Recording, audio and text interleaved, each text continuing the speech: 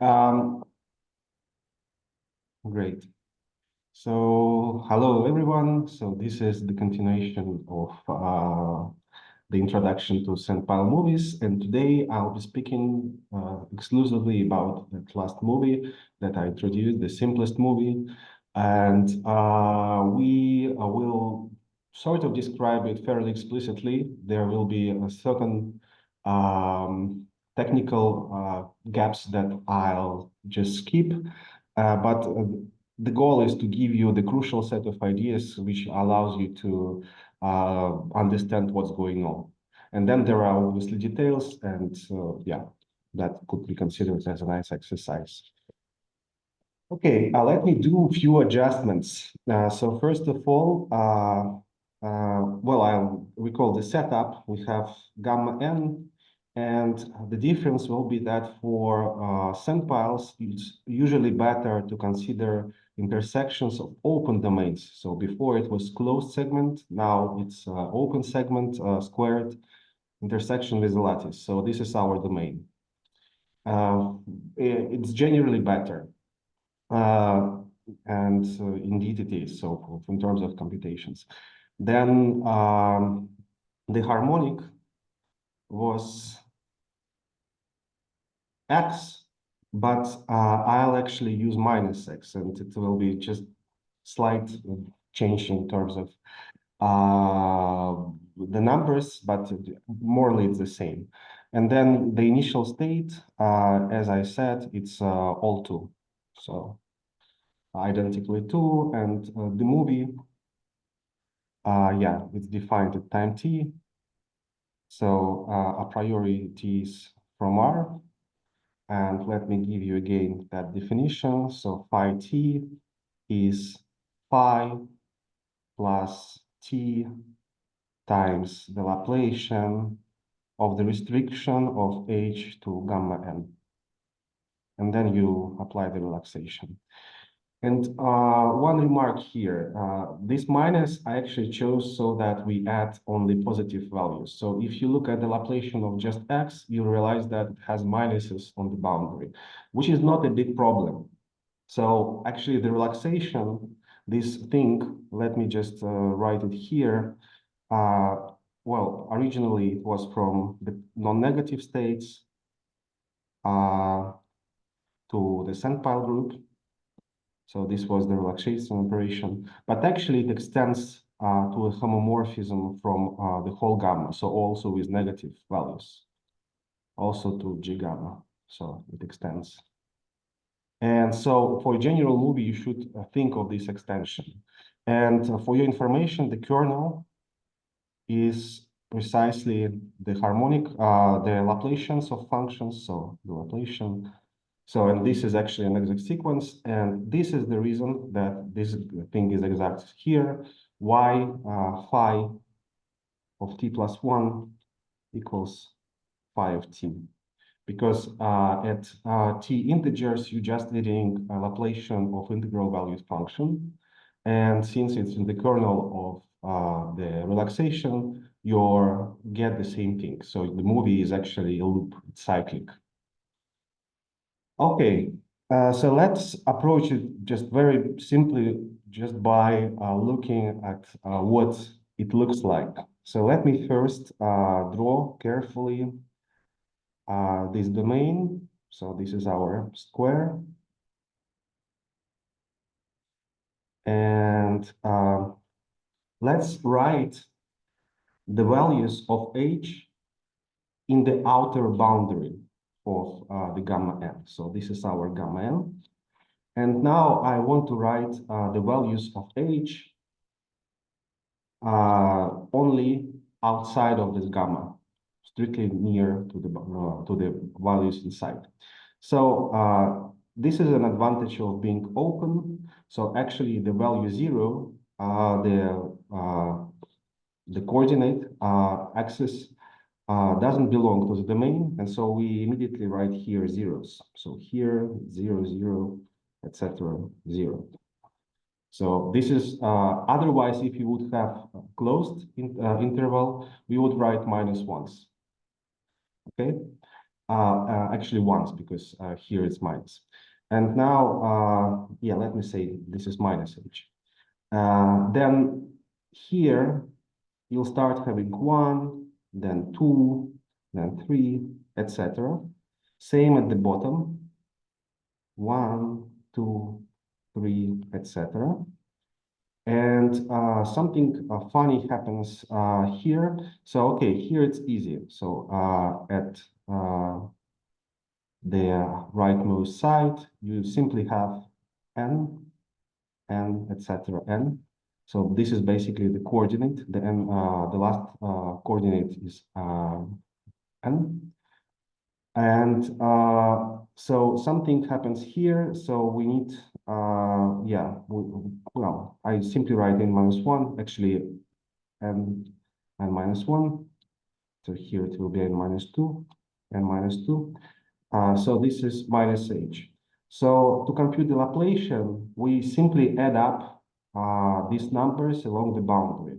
Because if you think of it, the Laplacian is 0 inside, and along the boundary, you get exactly what is missing. You get the sums of what is missing. So if we do the Laplacian, so here is what you get.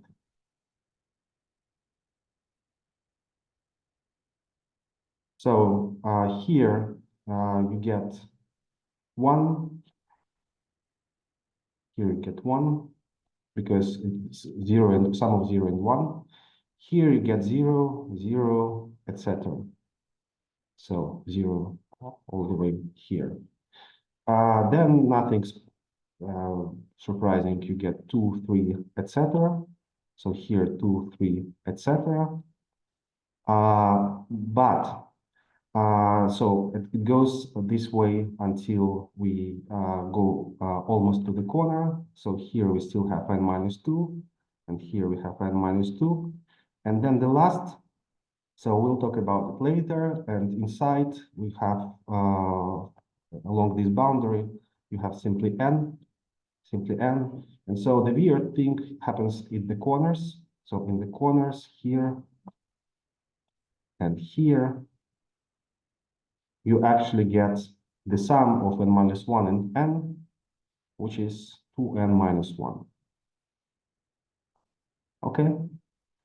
So this is what we will be multiplying by t and adding to the initial state. Is it clear so far? Because this is crucial to understand. If we don't understand this, then yeah, then it's hopeless. Well, I almost understand it, but just to understand your notation, when you write these zeros outside, you mean The value of so the you're putting the centers of the lattice at the centers of the squares, correct? no. So look here. So our square, It's open. It's opened. it's open and it's from 0 to n. So it starts 1, 2, 3, n minus 1. So this here is the origin. So this point here is the origin. Yeah. But again, yeah, that's all I wanted to clarify. You're putting, if I imagine this square is actually joining not points of the lattice, the way you drew it. It's yeah, it's a little bit off. It's at the Okay. yeah, No. Just a second. Just a second. No. This is the origin. So this is the point 0, 1. So this is the point 1, 0. And the value at 1, 0 is the first coordinate. It's 1. So yeah. So, but the way you are drawing it is minor. It's nothing. You know, is that it seems to me that the centers of the lattice are at the centers of the squares, which is okay. Yeah. The way I draw it exactly. So I do squares because I want to write numbers in boxes. That's right. But this is just this could be just slightly confusing at first, but then then it's okay. It is. Then it's okay. It might be confusing. I agree. To me, it's also confusing times. Yeah. But then you do the Laplacian, and then you get 2n. It's just a computation and very simple, and then you get 2n minus 1 there. Yes. Yeah, and that's what you are going to add t times Yes. Sufi. So exactly. So Okay. this is the next thing I wanted to say. What are the interesting times? So what are the times where something changes at the level of the usual Sandpile group? So it is exactly the times which are the proportional to the reciprocals of those numbers.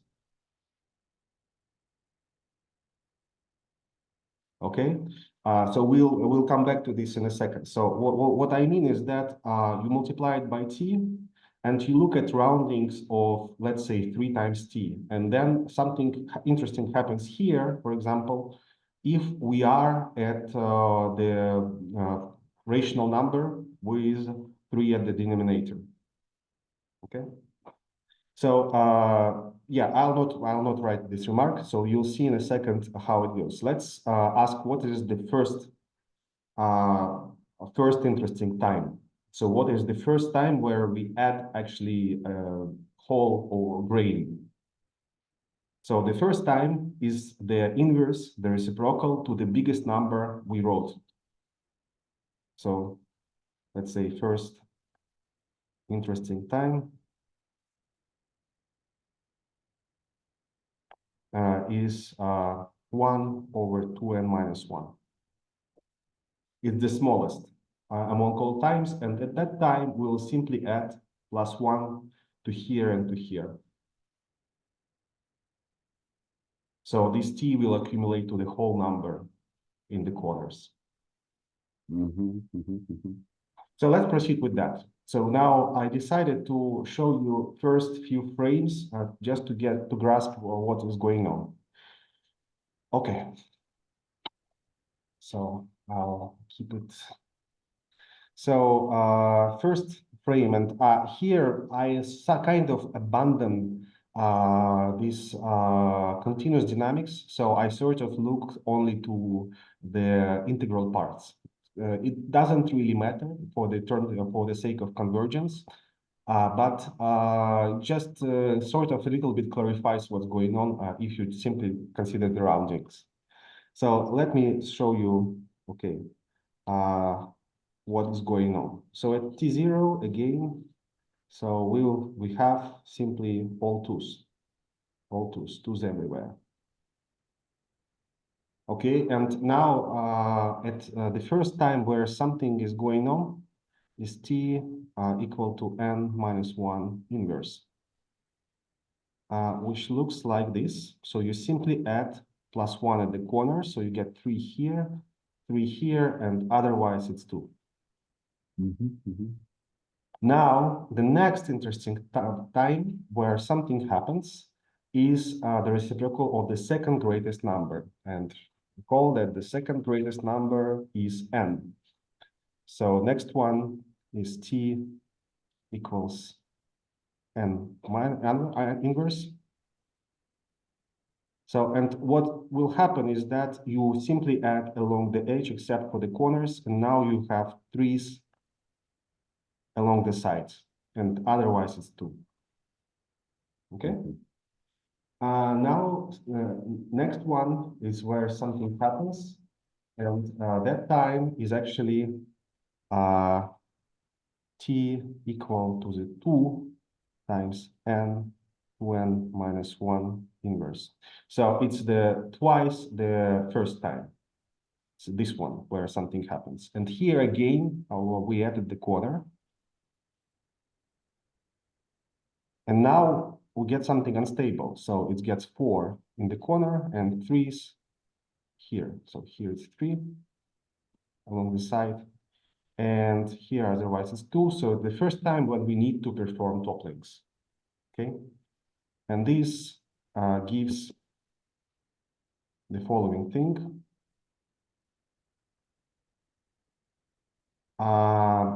Yeah, so let's say relaxation on this. So let's look what's going on.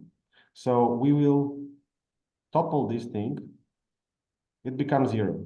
It will become 0, right? And this below becomes 4. Same here in the bottom. So this becomes 0. This one becomes 4. And so we have sort of an avalanche going on the edge. and which actually turns everything to ones. Why ones? Because this 4 gives one here and then receives 1 back.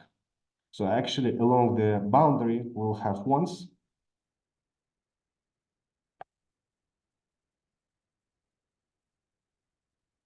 And to the side we give always +1. So meaning that we get 3s to the left of the ones. And otherwise it's 2. And so this is the crucial moment, and this moment we call, let's say, pattern formation. So this is sort of similar to solitons on all 3 states, and now you will see why, because this is exactly the type of patterns that will propagate. But this is how they are formed. So you add twice to the corners and once outside of the corners along the boundary. And therefore, the pattern of 3s and 1s is formed on the background of 2s. And so next one, where something happens, is t equals to the n-2 inverse. So this is the 3rd greatest number. So easy to check that this is exactly an increasing sequence, and this is exactly the next time when something happens. And so what happens there? So let me redraw the previous picture. So we get those 1s along the side, then 3s. And recall that this n-2 was about these 2 boxes. And so in these 2 boxes, you actually add +1 at this time. So this is the reciprocal to n-2 on that picture here. Okay. And so the inverse of this n-2 is at one time is the inverse of n-2 is exactly when you first time add 1 at this site, at this box. And let's see what it gives. So it gives, okay. So ones are unchanged so far. You have 4s, you have 3s, with 1s, with 1s, and etc. Now it should topple. Those 2 boxes should topple again by the same reasoning. You have a wave, an avalanche of topplings. So you will topple everywhere along this second to the last column. So what will be the result?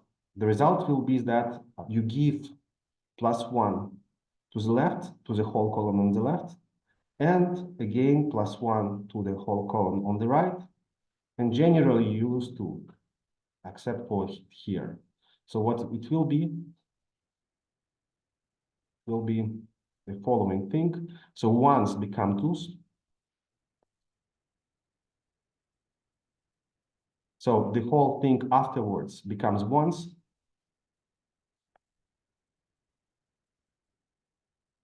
And to the 2s, to the left, become 3s. And so this thing we call pattern propagation.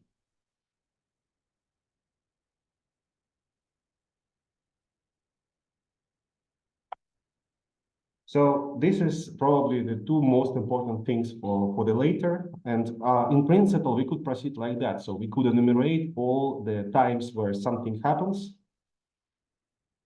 So in here, for example, like 3-1 moves to the left. But this is not how I propose to do it. So I think it's possible to do it this way. So to write the next time will be n-3 inverse. So it will actually move 1 more to the left, this pattern, because -3 inverse is here, etc. But then you need to compare like all kinds of integral multiples of those reciprocals to the original numbers. So probably it's doable, but I suggest to do it this way. So we learn something from here. So we learn that pattern can be formed and pattern can propagate. And the claim is that more or less everything, at least in the first half of the movie, is made of these patterns. And we will determine exactly their positions at the given time. And then maybe I'll discuss a little bit about what happens at the second half of the movie. But I think there is nothing conceptually new. Well, who knows? Maybe there is a way to reduce the second half of the movie to the first half, but I don't know how to do it right now. Probably some algebraic trick. Well, we'll see. Now, let me do the following. Let's predict how the movie looks like at time t from, let's say, 0 to 1/2.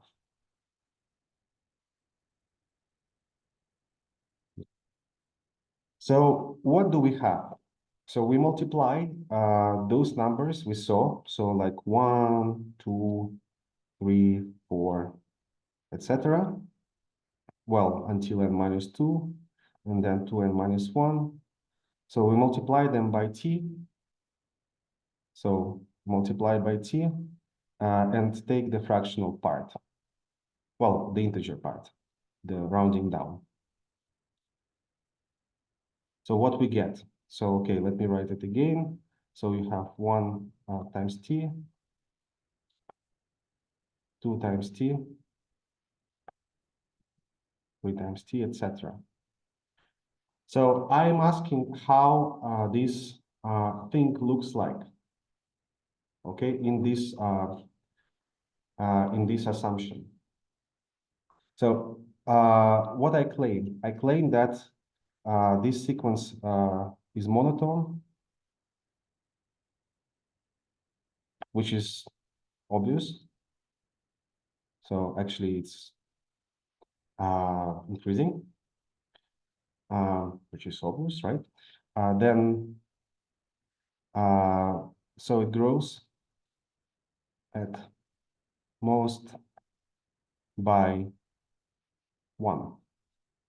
So if you compare, let's say, 2t and 3t, the difference is not bigger than 1. And actually, we need more. So I claim that those patterns are exactly at the jumps of this sequence. So patterns of which look like 3, 1 are located at, let's say, jumps. So where it increases by 1 of this sequence. And here we need to be careful because this pattern has size 2. Therefore, it would be bad for us if it jumps here and then it jumps here. So we need enough space between the two things. And let me just do the computation, actually proving the first remark. So let's consider, let's say, k plus 2 times t, the fractional part, minus the integer part, minus the kt integer part. So what it is? Well, it is 2 times t. Why do they differ by 2? I'm lost there. Why do they Yeah, differ by exactly. 2? I'm explaining that. So, so this is k plus 2 times t minus k times t minus the fractional part of k plus 2 times t plus the fractional part k times t. Okay, so and here is the reason, because this is 2t minus one fractional part plus another fractional part. Okay, and this fractional part is from 0 to 1. In principle, it can be 0, but it cannot be 1. This fractional part is from minus 1 to 0. And this thing is actually, by this requirement, is from 0 to 1. Okay, and the whole thing must be an integer, which means that the whole thing, if you look at this carefully, so this is from 0 to 1, can be 0, can be 1. This is negative, so it actually decreases the thing. And this is from 0 to 1. And since we started with the difference between two integral parts, this is an integer, which is from 0 to 2. Open interval, because here it's open and here it's open. And so there is exactly 1. So therefore, well, no, from -1 to 2. So therefore, it belongs to 0 and 1. Does it make sense? Because this is important. Yeah. So simply compare the intervals where things belong. So here it's open interval, here it's closed interval, open interval, here it's closed interval, but the minimum is -1 and the maximum is 2, and both are not included. So it means that it's from 0 to 1.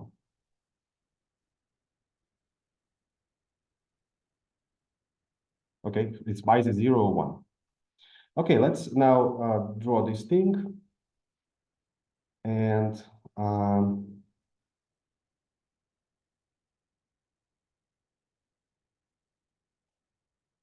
so what do we have? So we have some places. So first of all, at the very left, we always have 0. So here this sequence necessarily starts from 0, because it can be non-zero only if t is equal to 1, but t is at most 1/2. Oh, already. Okay, it takes much longer than I expected, but let me wrap up really quickly.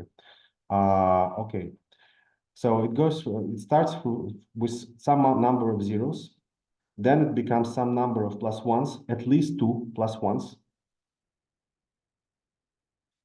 etc. Then at least 2 +2s. So this is how we add.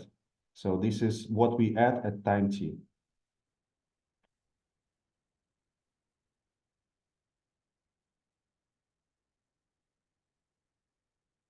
Etc. And now this is a slightly tricky part. So in the corner, we have more or less 2 times more than here. So here is some number. Let's denote it, I don't know, by sigma. And here it's morally 2 times sigma, which is not exactly the same. So I was planning to do an example of t equals 1/2 when everything is very neat. But anyhow, now what's going on? So in sigma is the fractional part of n over 2.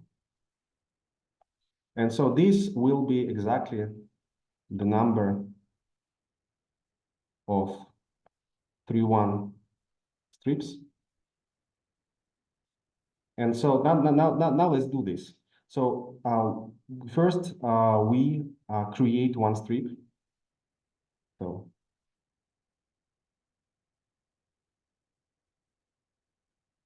and then you simply use those numbers to propagate it to the left.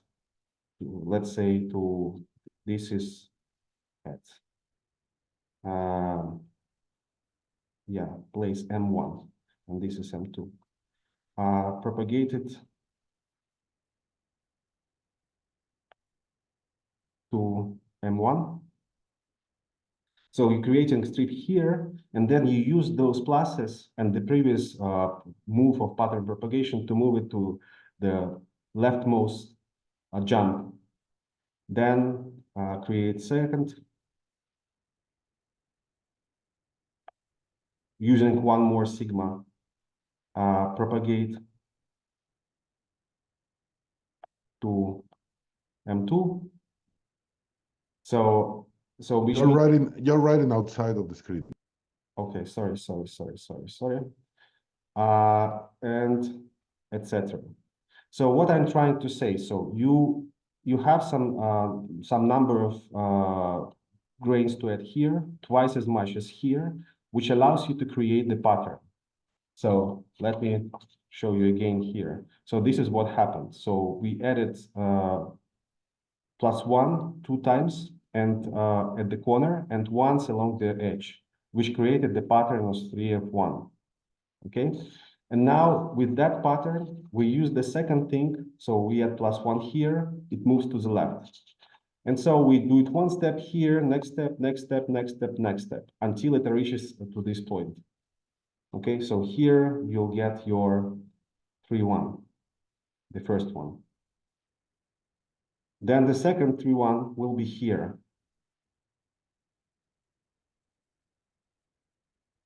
And etc. So this is exactly where it jumps. Okay. So is it clear? So this is more or less the computation of the T frame. Okay. And now let me just say one last thing is that the number of those strips is n½ divided by n, times t, sorry. This is a time t, n times t, because I was thinking about t equals 1/2. So this is the number of strips. And the total number of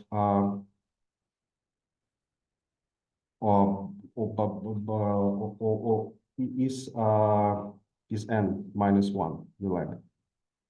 So now this thing, it actually converges when it goes to infinity to t. So which means that if we blur everything, you get your t, but this is not the scaling limit we want.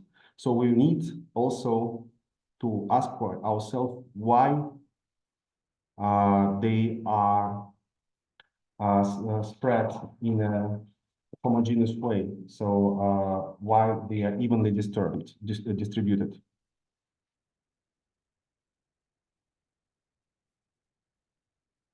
So the total number matches with what I claimed last time. So the total number of those strips is proportional to t.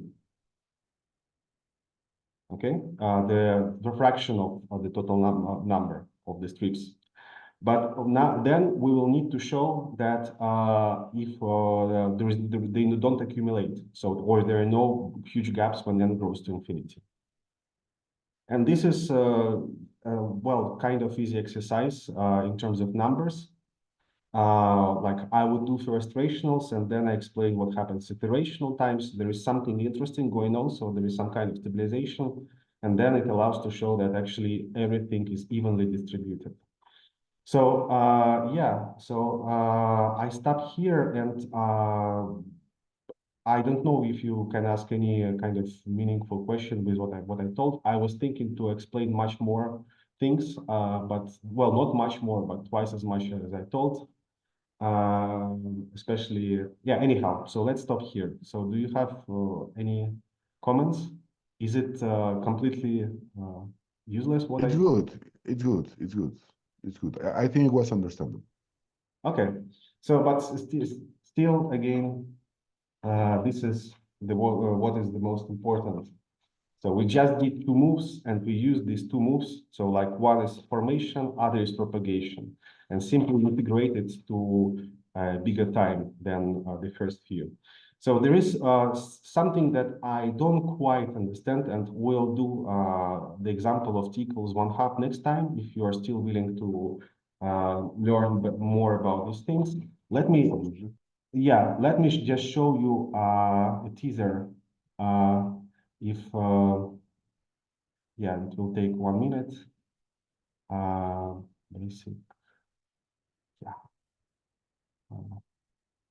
So this is another movie for a different harmonic.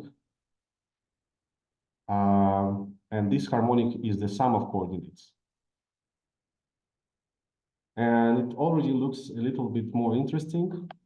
And what I want to tell, it also has zeros along linear subsets. Okay? So, and for that, you use different type of scaling limits. So you actually rescale your function, your characteristic function by n. And this allows you to capture a distribution going along those lines. So the zeros will accumulate along some line segments, and But this has nothing to do with the fact that the harmonic function is linear itself. well, yes, it should. I mean, whatever I told today is very, how do you call it, explicit and phenomenological. So it's not relying on any kind of careful analysis, linearity, so forth. So it's just explicit computation, and yeah, that's it. But I imagine that there should be some more analytic way to approach this. So it probably everything can be done in terms of formulas. So here I try to be as geometric as possible. Yeah, yeah. No, no, I was asking that you have these linear parts, but so far they have been linear harmonics. Yeah. But even an innocent linear harmonic, non-linear harmonic like x square, will still have.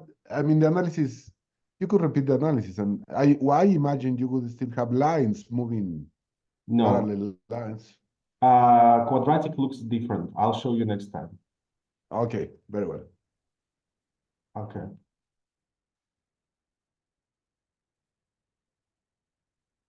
Very, very good. Thank you so much. It's Oh, very extremely interesting. yeah. Thank you.